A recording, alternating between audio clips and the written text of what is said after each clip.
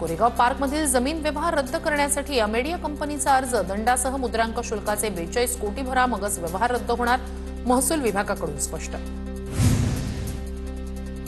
नियमाच्या बाहेर जाऊन काम केलेलं चालणार नाही, जमीन व्यवहाराबाबत काहीही माहिती नव्हती, चौकशी करून कारवाई करा, मुख्यमंत्र्यांशी बोललो आहे, अजित पवारांकडून भूमिका स्पष्ट. एफआयआर न करणारी लोक पार्थ पवारांवर आरोप करतायत, जबाबदार सर्वांवर गुन्हा दाखल केलाय, समितीच्या अहवालात जे दोषी आढळतील त्यांच्यावर कारवाई करू, मुख्यमंत्री फडणवीसांची भूमिका.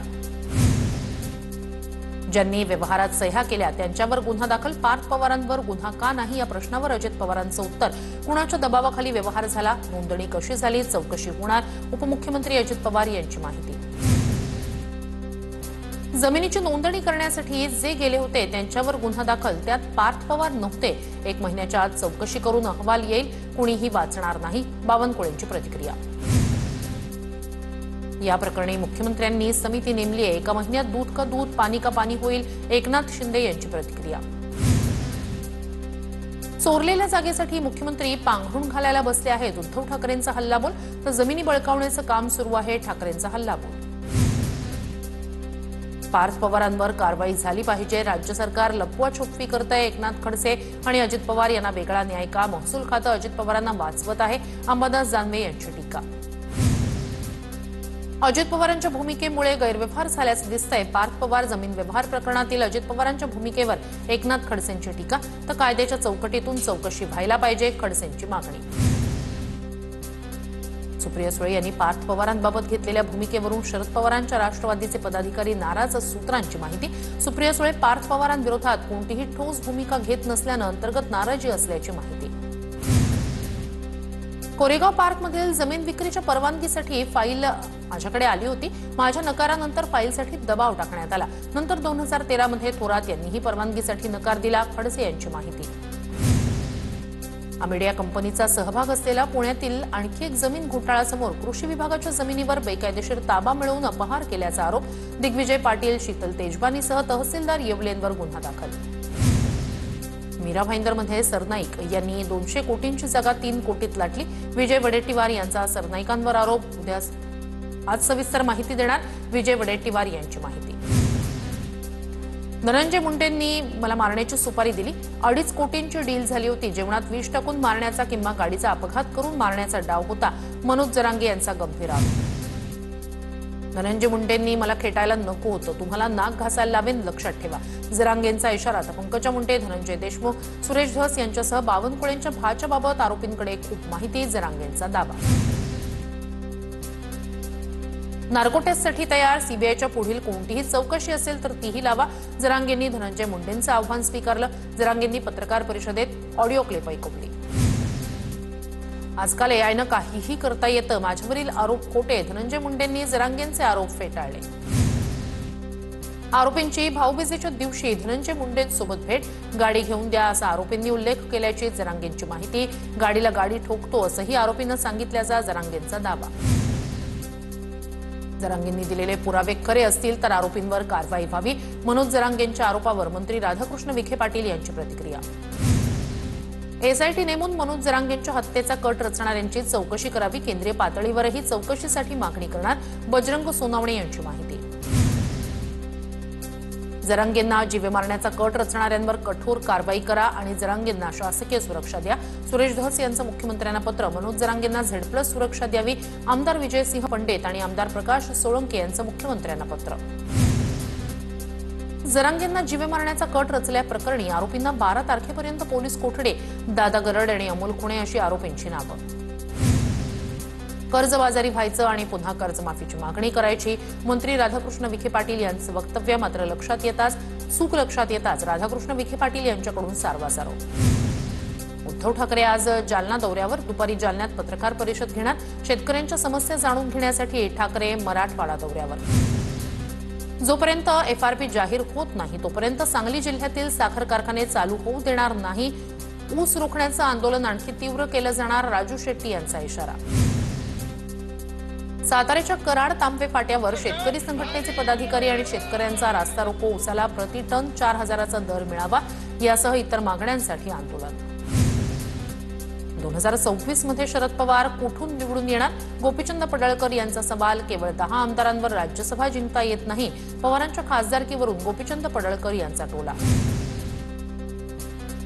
आज एकाच मंचावर उद्या कुठे असू सांगता येत नाही. माणिकराव कोकाटे यांचं मिश्किल वक्तव्य. राजकारणात माणसं, पक्ष आणि विचार बदलत असतात.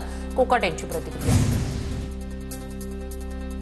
वेळीच लक्ष दिलं असतं तर देशद्रोही असलम खान आमदार झाला नसता. वंदे मातरमच्या कार्यक्रमात मंगलप्रभात लोढा यांचं वक्तव्य. याकूब मेमनच्या शिक्षेच्या माफीसाठी असलम शेख यांचं पत्र. लोढा यांचं वक्तव्य.